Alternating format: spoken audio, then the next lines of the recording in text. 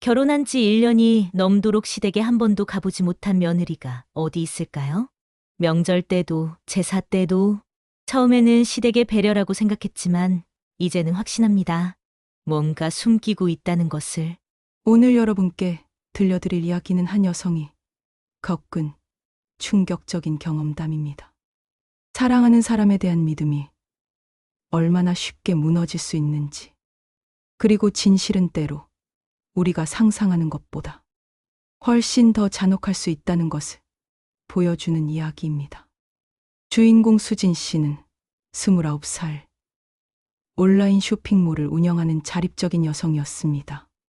1년 전, 그녀는 IT 컨설턴트로 일하는 서준 씨와 결혼했습니다. 서로를 깊이 사랑하는 부부였고, 주변 사람들이 부러워할 만큼 다정한 신혼부부로 보였습니다. 하지만 결혼 생활에는 한 가지 이상한 점이 있었습니다. 서준 씨는 매주 금요일마다 정기적으로 강릉으로 출장을 떠났습니다. 그것도 거의 빠지지 않고 말이죠. 처음에는 대수롭지 않게 여겼지만 시간이 지날수록 수진 씨는 의문을 품기 시작했습니다. 여보, 이번 주말엔 나도 같이 가면 안 될까? 시부모님께 인사도 드리고 싶고 당신이 어릴 때 살던 동네도 구경해보고 싶어. 수진 씨가 이런 말을 할 때마다 서준 씨는 항상 같은 대답을 했습니다. 시골이라 정말 불편해. 우리 부모님도 며느리 고생시키기 싫어하셔서 오지 말라고 하셔. 당신을 위해서야. 정말 이상했습니다. 결혼한 지 1년이 넘도록 시댁에 한 번도 가보지 못한 며느리가 어디 있을까요? 명절 때도 제사 때도 수진 씨는 친정에만 가야 했습니다. 처음에는 시댁의 배려라고 생각했지만 점점 소외감을 느끼기 시작했습니다. 어느 금요일 저녁, 평소와 다름없이 출장 준비를 하던 서준 씨의 휴대폰에서 연신 메시지 알림음이 울렸습니다. 서준 씨는 재빨리 휴대폰을 확인하고는 표정이 굳어졌습니다. 누구야? 이렇게 늦은 시간에 계속 연락하는 거? 아, 회사 동료야. 내일 프레젠테이션 자료 때문에. 하지만 서준 씨의 표정은 회사 일로는 보이지 않았습니다. 뭔가 다급해 보였고 은밀해 보였습니다. 수진 씨는 처음으로 남편을 의심하기 시작했습니다. 그날 밤 서준 씨가 잠든 사이 수진 씨는 잠을 이루지 못했습니다. 1년 동안 쌓여온 의문들이 머릿속을 떠나지 않았습니다. 왜 시댁에 절대 가면 안 되는 걸까? 왜 명절에도 함께 할 수 없는 걸까? 정말로 시댁의 배려일까? 아니면 다른 이유가 있는 걸까? 다음 날 아침, 서준 씨는 평소보다 서둘러 출발했습니다. 배웅하는 수진 씨에게 언제나처럼 다정하게 키스를 하고는 일요일 저녁에 올게 집에서 푹 쉬어. 라고 말했습니다. 문득 수진 씨는 친구, 민정이 했던 말이 떠올랐습니다. 요즘 그런 시댁이 어디 있어? 며느리 보고 오지 말라고 하는 집이? 뭔가 숨기는 게 있는 것 아냐? 그때는 웃으며 넘겼지만 이제는 그 말이 마음에 걸렸습니다. 혹시 정말로 뭔가 숨기고 있는 건 아닐까요? 평소 같으면 주말을 혼자 보내는 것에 익숙해졌을 텐데 이번 주말은 달랐습니다. 마음이 불안하고 초조했습니다. 뭔가 결정적인 일이 일어날 것만 같은 예감이 들었습니다. 그리고 그 예감은 곧 현실이 될 것이었습니다. 수진 씨는 아직 몰랐지만 그녀의 완벽해 보이던 결혼 생활에는 상상도 못할 거대한 거짓말이 숨어 있었습니다. 그 거짓말은 곧 그녀의 세상을 완전히 뒤바꿔 놓을 것이었습니다. 그 운명적인 주말이 지나고 월요일, 수진 씨는 평소와 다름없이 업무를 보고 있었습니다. 하지만 마음 한편에는 계속해서 의문이 자리 잡고 있었습니다. 점심시간, 친구 민정과 만난 수진 씨는 결국 자신의 고민을 털어놓았습니다. 민정아, 솔직히 말해줘. 내가 너무 예민한 걸까? 민정은 수진이의 이야기를 들으며 고개를 저었습니다. 아니야. 분명히 이상한 거야.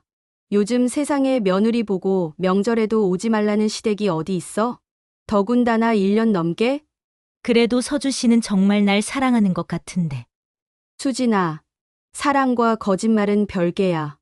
혹시 모르니까 한번 확인해 보는 게 어때? 그날 저녁 서준 씨가 돌아왔을 때 수진 씨는 조심스럽게 다시 한번 물어봤습니다. 여보, 이번 추석에는 정말 시댁에 못 가는 거야? 서준 씨의 표정이 순간 굳어졌다가 이내 부드러워졌습니다. 자기야, 우리 얘기했잖아. 우리 부모님이 며느리 고생시키기 싫어하신다고. 특히 우리 엄마가 그러셔. 그래도 명절인데 다른 집 며느리들은 다 가잖아. 우리는 특별한 거야. 부모님이 우리를 정말 많이 배려해 주시는 거지. 하지만 수진 씨는 이번에도 뭔가 석연치 않다는 느낌을 지울 수 없었습니다. 서준 씨의 설명은 논리적이었지만 어딘가 어색한 구석이 있었습니다. 며칠 후 수진 씨에게 결정적인 순간이 찾아왔습니다. 목요일 저녁 서준 씨가 평소보다 일찍 들어왔습니다. 표정이 심각했습니다.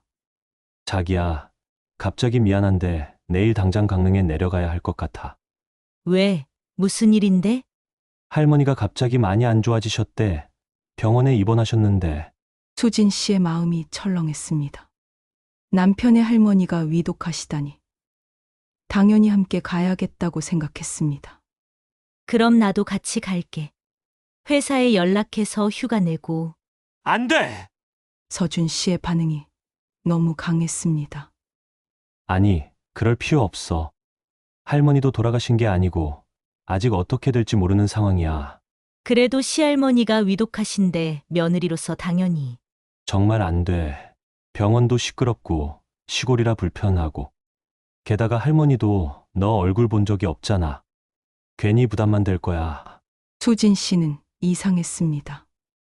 아무리 시골이 불편하다 해도 할머니가 위독한 상황에서 며느리가 가지 않는다는 것이 말이 될까요? 더군다나 서준 씨의 반응이 너무 극단적이었습니다. 그럼 적어도 문병은. 자기야, 제발 이해해줘. 나도 지금 많이 힘들어. 더 이상 이 문제로 감정 다툼하기 싫어. 결국 서준 씨는 혼자 강릉으로 떠났습니다. 하지만 이번에는 평소와 달랐습니다. 금요일 저녁이 아닌 목요일 밤에, 그것도 급작스럽게 말이었습니다. 그날 밤 수진 씨는 잠을 이룰 수 없었습니다. 뭔가 결정적으로 이상하다는 확신이 들었습니다. 할머니가 위독하다는 소식을 들었을 때 서준 씨의 첫 반응은 슬픔이나 걱정이 아니라 수진이가 따라오면 안 된다는 것이었습니다. 다음 날 저녁 서준 씨로부터 문자가 왔습니다. 할머니가 돌아가셨어. 장례 준비하느라 바빠. 일요일에 들어갈게. 수진 씨는 즉시 전화를 걸었지만 서준 씨는 받지 않았습니다. 문자로만 지금 여러 사람들과 함께 있어서 통화하기 어려워. 라는 답장만 왔습니다. 이제 수진 씨는 확신했습니다. 뭔가 숨기고 있다는 것을. 시할머니가 돌아가셨는데 며느리가 장례식에 참석하지 않는다는 것이 정상일 리 없었습니다. 아무리 시댁에서 오지 말라고 해도 이런 상황에서는 달랐습니다. 토요일 아침 수진 씨는 결심했습니다. 서준 씨가 뭘 숨기고 있는지 직접 확인해 보기요. 혹시 자신의 의심이 맞다면, 그리고 정말로 뭔가 숨기고 있는 것이라면 더 이상 속고 살 수는 없었습니다. 회사에 급한 일이 생겼다며 연락하고 강릉행 기차표를 예약했습니다. 서준 씨에게는 아무 말도 하지 않았습니다. 이번만은 직접 확인해야 했습니다. 기차 안에서 수진 씨의 마음은 복잡했습니다. 혹시 자신이 너무 의심이 많은 건 아닐까? 서준 씨 말대로 정말 시댁에서 배려해 주는 것일까? 하지만 동시에 다른 가능성도 생각하지 않을 수 없었습니다. 만약 정말로 뭔가 숨기고 있는 것이라면 강릉에 도착한 수진 씨는 택시를 타고 서준 씨가 말했던 주소로 향했습니다. 가는 동안 온갖 상상이 머릿속을 스쳐갔습니다. 과연 그곳에서 무엇을 발견하게 될까요? 강릉에 도착한 수진 씨는 서준 씨가 살았다던 동네를 찾아갔습니다. 시골 동네는 조용했고 어디선가 국소리와 사람들의 웅성거리는 소리가 들려왔습니다. 장례식장의 분위기였습니다. 수진 씨는 조심스럽게 소리가 나는 방향으로 발걸음을 옮겼습니다. 한옥 형태의 큰 집 앞에 많은 사람들이 모여 있었고 하얀 천막이 쳐져 있었습니다. 분명 이곳이 맞는 것 같았습니다. 입구에서 잠시 망설이던 수진 씨는 용기를 내어 안으로 들어갔습니다. 그런데 그 순간 믿을 수 없는 광경을 목격했습니다. 서준 씨가 있었습니다. 검은 상복을 입고 조문객들에게 인사를 하고 있었습니다. 하지만 그 옆에는 수진 씨가 한 번도 본 적 없는 여성이 서 있었습니다. 그 여성 역시 상복을 입고 있었고 서준 씨와 나란히 서서 조문객들에게 인사를 받고 있었습니다. 더 충격적인 것은 그 여성이 서준 씨의 팔짱을 끼고 있었다는 것입니다. 그리고 주변 사람들이 그들을 자연스럽게 부부로 대하고 있었습니다. 아이고, 광수야. 부인하고 많이 힘들지? 할머니가 너희 둘 많이 아껴하셨는데 그래도 좋은 곳으로 가셨으니 너무 슬퍼하지 마라. 수진 씨는 그 자리에서 얼어붙었습니다. 무슨 일이 일어나고 있는 건지 이해할 수 없었습니다. 서준 씨의 본명은 서준이 아니라 광수였나요? 그리고 저 여성은 누구인가요? 잠시 후 연세 있어 보이는 부부가 나타났습니다. 서준 씨, 아니 광수 씨를 보며 말했습니다. 광수야, 고생이 많다. 지은이도 피곤할 텐데 잠시 들어가서 쉬라고 해라. 지은이라고 불린 그 여성이 대답했습니다. 괜찮아요, 할머님. 마지막 가시는 길인데 제가 이 정도는 해야죠. 수진 씨는 그 순간 모든 것을 깨달았습니다. 저 연세 있는 부부가 서준 씨의 부모님이고 지은이라는 여성이 그들이 며느리로 인정하는 사람이었습니다. 그렇다면 자신은 도대체 뭐란 말인가요? 충격으로 인해 다리에 힘이 빠진 수진 씨는 조용히 그 자리를 벗어났습니다. 집 뒤편 골목에서 벽에 기대어 숨을 고르려고 했습니다. 하지만 머릿속은 온통 혼란뿐이었습니다. 그때 누군가의 대화 소리가 들려왔습니다. 담배를 피우러 나온 남성들의 이야기였습니다. 그런데 광수 그놈, 서울에서는 어떻게 지내고 있는 거야? 모르겠어. 지은이 말로는 요즘 바빠서 자주 못 본다던데. 지은이 참 고생이다. 남편이 서울에서 일한다고 혼자 시부모 모시고. 그래도 이번에 애기 소식 있을 거라며? 지은이가 그러던데. 아, 그래? 드디어? 몇 달째 노력하고 있다던데. 곧 좋은 소식 있을 거야. 수진 씨는 더 이상 들을 수 없었습니다. 서준 씨가, 아니, 광수 씨가 이미 결혼한 상태에서 자신과 또 결혼을 한 것인가요? 그것도 아이를 갖기 위해서. 혼란스러운 마음으로 서울로 돌아온 수진 씨는 서준 씨를 기다렸습니다. 일요일 저녁, 평소와 다름없이 돌아온 서준 씨는 피곤해 보였습니다. 고생 많았어. 장례식은 잘 치렀어? 응, 할머니가 덕이 많으셨나 봐. 정말 많은 분들이 와주셨어. 어머님, 아버님은 괜찮으셔? 많이 슬퍼하시지만 그래도 이제 좀 안정을 찾으신 것 같아. 서준 씨는 자연스럽게 거짓말을 했습니다. 마치 정말로 혼자 다녀온 것처럼, 마치 정말로 자신이 유일한 며느리인 것처럼. 여보, 응? 나도 시부모님께 인사 한번 드리고 싶어. 언제 한번 시간 내서 같이 갈 수 있을까? 서준 씨의 표정이 순간 굳어졌습니다. 왜 자꾸 그래? 말했잖아. 부모님이 며느리 고생시키기 싫어하신다고. 그래도 할머니 돌아가신 일도 있고 인사라도 드려야 하지 않을까? 아니야, 정말 필요 없어. 부모님도 당신이 마음만 받는다고 하셨어. 하지만 이번에는 달랐습니다. 수진 씨는 이미 진실을 알고 있었습니다. 서준 씨가 얼마나 태연하게 거짓말을 하는지, 얼마나 자연스럽게 자신을 속이는지 모든 것을 확인했습니다. 그날 밤 서준 씨가 잠든 후 수진 씨는 조용히 서준 씨의 휴대폰을 확인했습니다. 비밀번호는 이미 알고 있었습니다. 그들의 결혼 기념일이었으니까요. 휴대폰 속에는 충격적인 내용들이 가득했습니다. 지은이라는 이름으로 저장된 연락처와의 수많은 메시지. 그리고 그 메시지들을 통해 수진 씨는 더욱 끔찍한 진실을 알게 되었습니다. 오늘 병원 갔다 왔어. 의사 선생님이 곧 좋은 소식 있을 거라고 하시네. 정말 다행이다. 우리 부모님도 얼마나 기다리시는데. 서울 쪽은 어때? 아직 모르고 있지. 응, 전혀 의심 안 해. 너무 순진해서 오히려 미안할 정도야. 미안해할 필요 없어. 어차피 우리 계획대로 되면. 수진 씨는 더 이상 읽을 수 없었습니다. 자신이 얼마나 철저하게 속고 있었는지, 그리고 이 모든 것이 얼마나 계획적이었는지 깨달았기 때문입니다. 그래야지.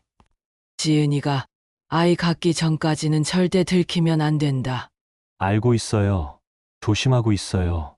그런데 혹시 그 여자가 먼저 임신하면 어떡하지? 그럼 더 좋죠? 빨리 정리하고 지은이랑 살 수 있잖아요. 이 대화를 보며 수진 씨는 분노로 온몸이 떨렸습니다. 자신을 그 여자라고 부르며 마치 물건 다루듯이 이야기하는 것이었습니다. 지은 씨 역시 집에서 시부모님의 대화를 엿들으며 충격적인 사실들을 알게 되었습니다. 이제 곧 손잡을 수 있을 거야. 시아버지가 말했습니다. 그래요. 광수가 서울에서 잘하고 있나 봐요. 시어머니가 대답했습니다. 그 여자는 어떤 애야? 순진해서 다행이에요. 의심도 안 하고 있어요. 아이 낳으면 바로 정리해야 해. 지은이한테 미안하잖아. 당연하죠. 우리 며느리는 지은이 하나뿐이에요.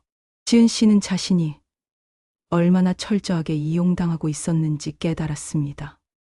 시댁에서는 자신조차도 그저 아이를 키울 도구로만 생각하고 있었던 것입니다. 두 여성은 완벽한 복수 계획을 세웠습니다. 단순히 이혼하고 끝내는 것이 아니라 서준 씨와 그의 가족들이 저지른 모든 잘못에 대해 정당한 대가를 치르게 하는 것이었습니다. 동시에 공격해야 해요. 지은 씨가 말했습니다. 광수 씨는 물론이고 시댁 식구들까지 모두요. 어떻게요? 저는 강릉에서, 수진 씨는 서울에서 같은 시간에 진실을 폭로하는 거예요. 그들의 복수는 이제 시작될 것이었습니다. 복수의 날이 정해졌습니다. 수진 씨와 지은 씨는 서로 연락을 취하며 완벽한 타이밍을 맞추기로 했습니다. 서준 씨가 다음 주말 강릉에 내려가는 날 모든 것을 폭로하기로 한 것입니다. 그 주 금요일 서준 씨는 평소와 다름없이 출장 준비를 했습니다. 수진 씨는 아무렇지 않은 척 그를 배웅했습니다. 이번 주말도 잘 다녀와. 시부모님께 안부 전해드려. 응, 알겠어. 집에서 푹 쉬어.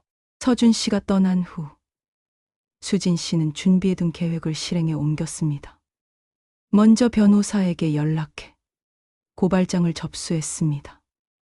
혼인빙자 사기와 중혼죄, 그리고 사기 행위에 대한 손해배상 청구였습니다. 한편 강릉에서는 지은 씨가 시댁 식구들과 서준 씨를 상대로 준비된 계획을 실행하고 있었습니다. 토요일 저녁 가족이 모두 모인 자리에서 지은 씨는 폭탄 선언을 했습니다. 어머님, 아버님, 그리고 광수 씨. 제가 드릴 말씀이 있어요. 무슨 얘기인데? 서울에서 광수 씨가 무엇을 하고 있는지 다 알고 있어요. 순간 분위기가 얼어붙었습니다. 서준 씨의 얼굴이 창백해졌습니다. 지은아, 그게 무슨... 다른 여자와 결혼해서 아이를 낳으려는 계획 말이에요. 지은 씨는 준비해온 증거들을 차례로 보여주었습니다. 서준 씨와 수진 씨의 결혼 사진, 그들이 함께 찍은 일상 사진들, 그리고 결정적으로 서준 씨의 휴대폰에서 발견한 대화 내용들까지. 이게 어떻게? 시어머니가 당황해하며 말을 더듬었습니다. 어머님도 다 알고 계셨죠? 아니, 오히려 주도하셨을 수도 있고요. 지은 씨는 시댁 식구들의 대화를 녹음한 파일도 공개했습니다. 그들이 수진 씨를 그 여자라고 부르며 계획을 논의하는 내용이었습니다. 지은아, 오해야. 우리가 그런 게 아니라. 오해요? 그럼 이 녹음 파일도 오해인가요? 서준 씨는 아무 말도 할 수 없었습니다. 모든 증거가 명확했기 때문입니다. 그리고 한 가지 더 알려드릴 게 있어요.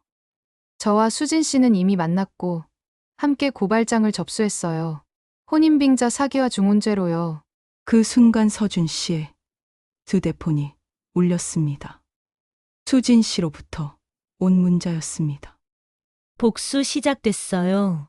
경찰서에서 고발장 접수 완료. 변호사를 통해 손해배상 소송도 준비 중이에요. 그동안 수고하셨어요. 같은 시간 서울에서는 수진 씨가 또 다른 복수를 실행하고 있었습니다. 서준 씨의 회사에 익명으로 제보를 했습니다. 직원이 이중 생활을 하고 있으며 사기 행위로 고발당했다는 내용이었습니다. 또한 소셜미디어를 통해서도 이 사건을 공개했습니다. 물론 개인정보는 모두 가렸지만 이런 일이 실제로 일어날 수 있다는 경각심을 주기 위해서였습니다. 며칠 후 서준 씨는 회사에서 징계를 받고 휴직 처리되었습니다. 이중생활과 법적 문제로 인해 회사 이미지에 타격을 줄 수 있다는 이유였습니다. 강릉에서도 상황은 마찬가지였습니다.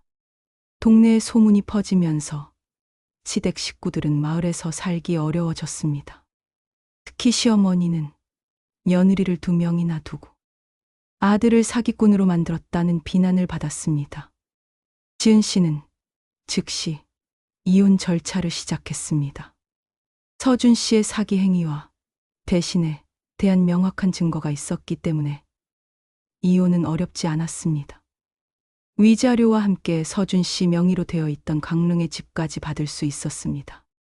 한 달 후 서준 씨는 수진 씨를 찾아왔습니다. 초라한 모습이었습니다. 수진아, 제발 용서해줘. 내가 정말 잘못했어. 하지만 수진 씨의 반응은 차갑했습니다. 용서요? 1년 동안 저를 완전히 속이고 아이 낳는 도구로만 생각했으면서 정말 미안해. 나도 어쩔 수 없었어. 부모님이 너무 간절히 원하셔서. 그게 변명이 되나요? 그럼 저는 뭐예요? 저도 사람이에요. 서준 씨는 무릎을 꿇고 빌었지만 수진 씨는 돌아서지 않았습니다. 이제 와서 후회해도 늦어요. 법정에서 봅시다. 재판 결과는 수진 씨와 지은 씨의 완승이었습니다. 서준 씨는 혼인빙자 사기와 중혼죄로 징역 2년에 집행유예 3년을 선고받았습니다. 또한 두 여성에게 각각 거액의 손해배상금을 지급하라는 판결도 받았습니다. 시댁 식구들 역시 사기 공모 혐의로 벌금형을 받았고 강릉의 집은 지은 씨에게 넘어갔습니다.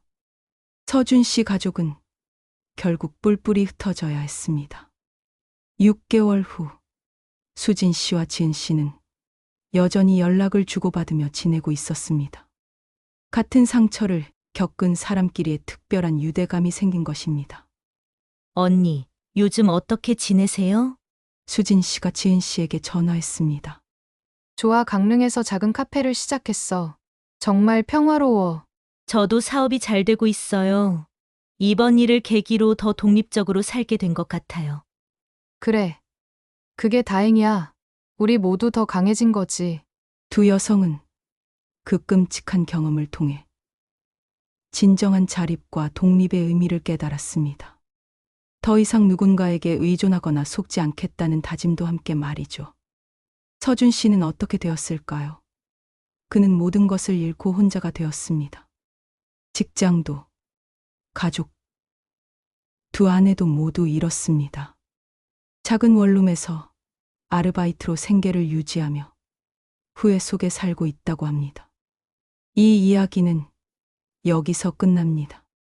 사랑한다는 이름으로 저질러진 배신과 거짓말, 그리고 그에 대한 정당한 응징의 이야기였습니다. 무엇보다 중요한 것은 수진 씨와 지은 씨가 피해자로 머물지 않고 당당하게 자신의 권리를 찾았다는 것입니다.